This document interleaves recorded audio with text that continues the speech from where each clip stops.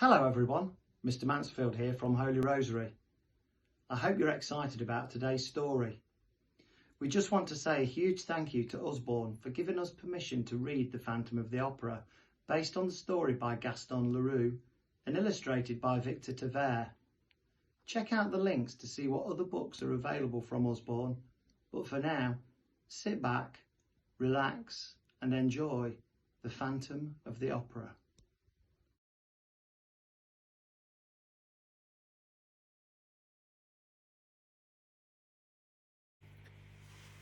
The Phantom of the Opera.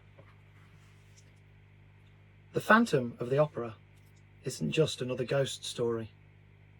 The Phantom really existed, secretly roaming the grand halls of the Paris Opera House. The air in the Opera House was humming with excitement. It was the first night under new management. Voices were warming up with high trills, and stagehands were milling around, looking for props. The star of the show, Carlotta, stomped around complaining. "How can I be expected to sing?" she wailed, to no one in particular, "when my throat hurts from all the smoke in this horrible city." Down the corridor from Carlotta, dancers fussed and fiddled with their costumes, but in one dressing room the evening's performance was the last thing anyone was thinking about. "I heard the ghost has different heads, that he changes as he pleases," said one of the dancers. "I've heard he has no nose," cried another, whose own nose was widely admired. "You're all wrong," said a third dancer smugly. "I've seen the Phantom with my very own eyes." The others turned to stare at her. "He has one head, and you could mistake him for a gentleman in his long black coat and fine hat. But I don't know about his nose, because his face was covered with a mask." "A mask!" the girls cried. The dancer paused dramatically. "They say the Phantom's face is so horrific and so frightening, it would make a grown man weep." "Ah!" screamed the girls. "Enough of that nonsense," interrupted Madame G, who was in charge of the show. "We have a crisis. Carlotta is refusing to sing." The girls began to whisper among themselves. They dragged a shy girl named Christine over to Madame G. "Christine can do it." "But she doesn't know the part," cried Madame. "I do," said Christine softly. "I sing it every night after the show." Madame looked her up and down and sighed. "What choice do I have?" "Well, get into costume. Go." Chapter 2. A Surprising Voice. The audience waited eagerly in their red velvet seats. They gazed up at the huge glass chandelier, suspended from the painted ceiling. Slowly, the lights dimmed. The curtains went up, and the cast swarmed onto the vast stage. Their voices filled the air like a chorus of angels, and their bright costumes glittered as they danced. When Christine walked on, the stage became dark and silent. A single light shone on her. She opened her mouth and sang from her heart. It was the sweetest, most beautiful sound. When she finished, there was silence for a moment before loud applause erupted. The noise rang dizzily in Christine's ears, and she fainted. The audience watched in silence as Christine's limp body was picked up and carried off stage. She was placed in a chair in her dressing room. Madame G thrust smelling salts under her nose, and she blinked. Her eyes opened. "My dear, you were magnificent," said Madame G, fanning her with a handkerchief. "And you have a visitor. He's a count," she whispered excitedly before rushing out. A handsome young man came into the room. "Mademoiselle," he said, tipping his hat. "Count, do excuse me," Christine said, trying to stand up. No, please rest, said the Count. You had quite a turn. I just came to say, he went on, I'm a huge fan of the opera, and I thought you were wonderful. You should sing every night.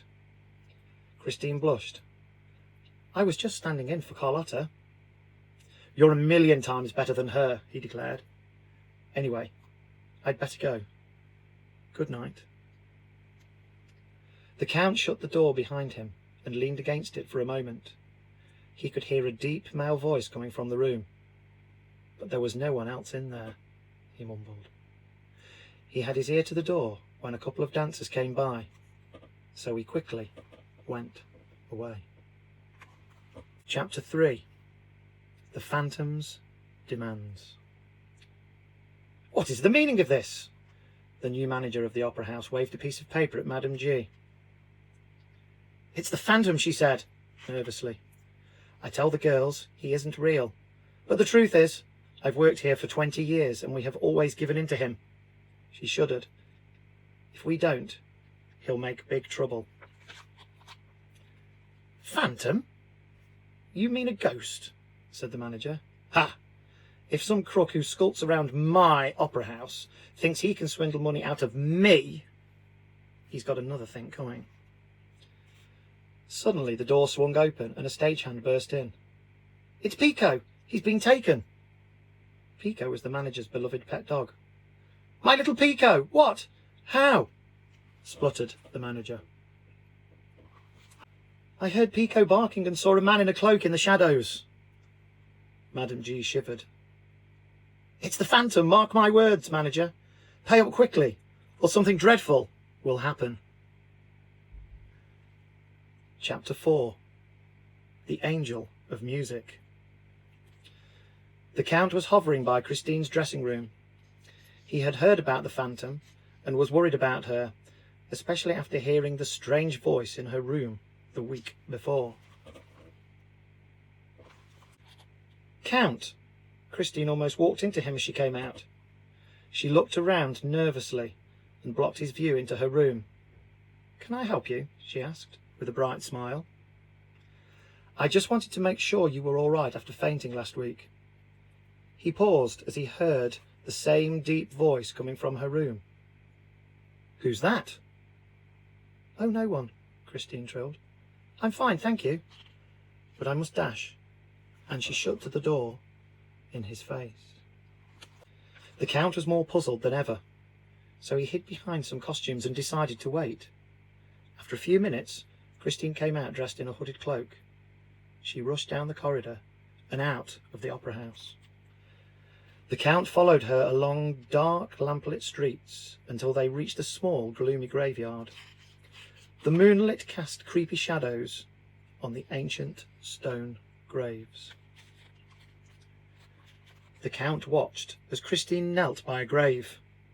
The church bells began to chime midnight. Sad violin music floated on the air. Christine swayed and sang along to the music as if in a trance. The Count was captivated, until he felt a hand on his shoulder that chilled him to the bone. He looked into a pair of blood-red eyes and let out a scream. Ah! The eyes, so red! The Count spluttered. As he spoke, the figure vanished. Count? What eyes? What are you talking about? Asked Christine, running over to him. And the violin? Did you hear the violin? Said the Count, dazed. Christine looked afraid. Yes, I did, she admitted. But I don't know who's playing. I came here to sing at my father's grave. Before he died, he told me an angel of music would visit me. And has one? The Count opened his eyes wide. He comes to the opera house, she says. He taught me everything I know about singing, but I've never seen him. So the voice I heard, yes, that was him. He says I'll be the most famous singer in Paris. Will you keep it a secret? The Count looked serious. If you want me to, he said. Now let me walk you back. It's late. Chapter 5. An unforgettable performance. The next morning was bright and sunny. Carlotta was lying in bed, eating chocolate truffles, when her maid came in with a letter. "What's this?" Carlotta demanded, her mouth full of chocolate. "It's a threat. Someone is telling me not to sing. How dare they? Get my things. I'm going straight to the manager." In less than an hour, Carlotta was in the manager's office. "Monsieur!" she shrieked as she slapped down the letter. He read it quickly and went pale. "It's the Phantom," he muttered. "Phantom?" Carlotta's ears pricked up. "I'm not afraid of a ghost. I will sing tonight." That night, the whole cast felt uneasy, but Carlotta wasn't in the least worried. "Phantom? Pah!" she declared. She fluffed up her costume and marched onto the stage. Carlotta lifted up her arms and opened her mouth wide, but all that came out was a loud, harsh "Rah!" The audience gasped. Carlotta continued to croak like a toad, and the audience began to laugh. The manager, who was looking on in disbelief, heard a chilling voice in his ear. "Carlotta sings tonight to bring the house down." "I beg your pardon?" The manager spun round, but the figure behind him had gone. At that moment, a deafening crack shook the hall. Everyone looked up. The glass chandelier which sparkled above the audience was coming loose. Plaster fell from the ceiling in great chunks, and the huge lights swung dangerously. The audience began to scream and run from their seats. The singers on stage watched, horrified. With an almighty crash, the chandelier fell, narrowly missing Carlotta. Then all of the lights went out, and a terrifying, ghoulish laugh echoed around the opera house.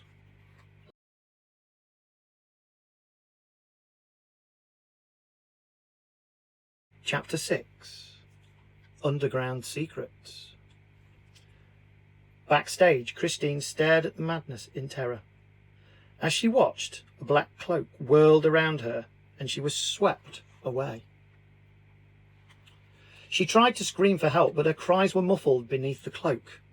Blindly, she stumbled down a flight of stairs and along a maze of twisty paths.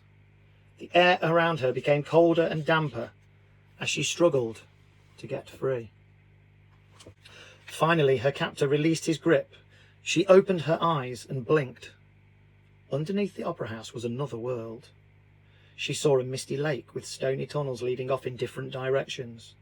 Huge candles flickered and wax dripped down the dark, dank walls. "Don't be afraid, Christine," said a deep, melodic voice. "You," Christine gasped, spinning around. "My angel of music." But he wasn't what she had imagined. She came face to face with a man in a mask. It was the Phantom of the opera. She took a step back, afraid. "Don't be scared," he said. "I'm your friend. Please trust me." He took her shaking hand and led her onto a boat, which sat on the mysterious lake. The boat began to float away. Christine couldn't help but be enchanted. "I am the voice you hear, but I'm no angel." He turned his masked face towards the shadows. "You are. You've been so kind to me." She paused. "Why do you hide down here?" "It's safe. No one can laugh at my face," the Phantom said sadly. "It can't be that bad." "Will you show me?" Christine asked gently. "No!" shouted the Phantom, suddenly angry. "Of all people, I don't want to show you." "But you're my friend. I wouldn't turn my back on you," she insisted. "No, Christine," he said firmly. They sailed on in silence. "Did you make the chandelier fall tonight?" she asked. "Enough of your questions," he roared so loudly Christine trembled. "I'd better take you back," he said more calmly. With a sweep of his cloak, the boat changed direction. Chapter 7. A Disappearing Act. The next day, the manager sat in his office with Madame G. "We must get this phantom. Little Pico is gone. Carlotta's left us. The opera house is falling apart." "All is not lost. Don't forget we have Christine," said Madame G. The manager scratched his chin. "You're right. There's something magical about her. Draw up a contract. Carlotta's part is hers." That afternoon, posters went up all around Paris, advertising the new star of the show. Before the show, Christine nervously paced her dressing room. It was one thing to do a single performance at the last minute, quite another to be the leading lady forever. But Christine was a born star. By the end of the show, she felt as if she had played the part all her life. The show was almost over when the orchestra abruptly stopped playing. The chorus stopped singing and the dancers stopped dancing. The audience shifted uncomfortably in their seats. Even the temperature seemed to drop. The only person who didn't stop was Christine. She continued to sing. With a crackle, the lights flashed and the stage went dark. Christine let out a scream that sent shivers down everyone's spine. The lights flared back on, lighting the stage. A trapdoor was open and Christine had vanished. "Christine!" shouted the Count from his seat in the front row. "The phantom must have taken her," he yelled, "through that trapdoor. Follow me." The manager and Madame G jumped up from their seats and ran after the Count. Chapter 8. The Phantom's Lair. The three of them disappeared under the opera house into the Phantom's secret world. They ran down the twisty tunnels until they reached the lake. "There she is!" The Count pointed to Christine, who was in the boat with the Phantom. Mist floated around them. "Give her back, you beast! I love her!" "No!" snarled the Phantom. "She is mine now! Keep away!" "It's for the best, Count," Christine sobbed. The Phantom turned to Christine. "I only wanted to be happy with a wife and a family." "But you can," Christine insisted. "Who could love me?" he growled. "Let her go!" shouted the Count. "Don't worry, Christine. I'm coming over." He began to wade into the lake. "Get back!" warned the Phantom. He flicked his cloak and the water around the boat blazed into flame. "No!" screamed Christine. "Leave him alone, and I'll stay with you." She reached up and kissed the Phantom's cheek, where it wasn't hidden by a mask. Instantly, the fire went out. The Phantom fell to his knees, crying, "No one has ever kissed me, not even my own mother.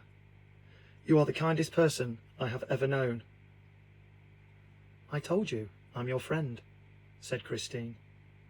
"But you frightened me." "I'm so sorry," he sobbed. "I was just so lonely." Christine put a hand on his shoulder. They could hear police whistles in the distance. "I must go," the Phantom said. "But," Christine began and paused in shock. He had vanished. All that was left in the boat was the Phantom's mask. The boat floated to shore. "Christine!" cried the Count, helping her out. "You're safe now." They watched as the empty boat floated into the mist. The manager, Madame G and the police looked around in bewilderment. Christine clutched the mask in her hands. "Goodbye, my angel of music."